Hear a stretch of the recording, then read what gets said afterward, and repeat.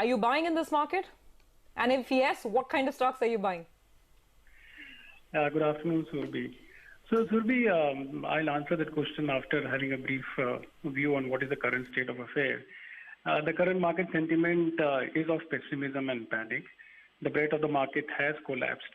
And typically such phases reminds us of something of the past, whether it was the Lehman crisis of 2007 or Euro crisis of 2012 or demonetization period when the markets corrected sharply. Eventually, obviously, they have proved to be great times to invest when there is excessive pessimism and panic.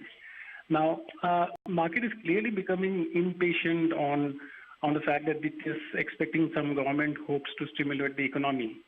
Now, what is required is significant cut in interest rates and stimulus in housing and infrastructure, and that should hopefully reverse the current business slowdown going forward. We do expect that interest rate easing cycle, which has started, could prolong and can be anywhere close to another 75 to 100 basis point. But what is required is, while the monetary policy will be supportive of growth, it has to be followed by eliminating liquidity stress in the system and transmission by banks to the corporate sector.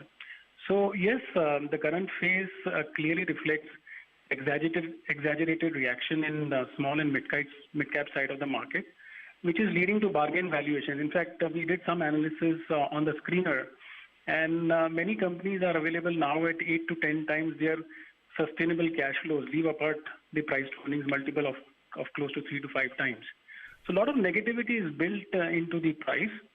So long there is no existential threat in companies or balance sheet stress, one may just need to hold on and go through the down cycle.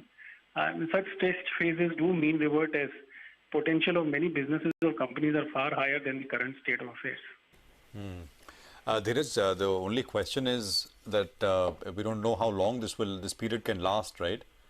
Or are you saying that it won't last long? So you're being able to look through this episode and saying that, well, the festive season will be that point where things start to pick up and then it'll be up and up. Can we say that with confidence? No, Prashant, you're right. But in certain sectors like autos and real estate, things have slowed down considerably and is a cause for worry. We do not expect any immediate reversals across these sectors, and things can actually get worse for autos and real estate before it gets better. However, if we go by the recent results, things are not gloomy elsewhere or everywhere. In fact, the recent results of private banks or cement, large format retail stores, home textiles, liquor and beverages segment, paints and pipes, government infra companies have shown positive trends. So obviously there are sectors of the economy where you cannot invest. Choose, given the fact that there is collateral damage at this point of time, where if somebody is not able to sell a bad company or a bad stock, he's compelled to sell to meet a redemption obligation or create liquidity of falling prices, even good companies. So I think that is what one should be avoiding of selling indiscriminately, and one has to segregate good companies from the bad. Final question, Dhiraj.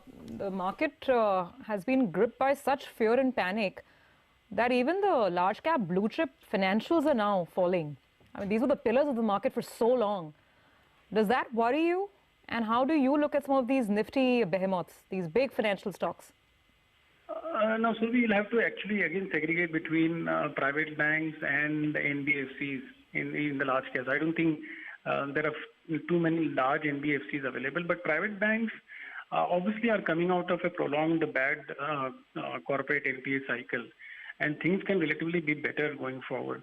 So we don't believe that private banks are reasonably placed. It is just that they are fairly liquid, and there could be some ETF selling, and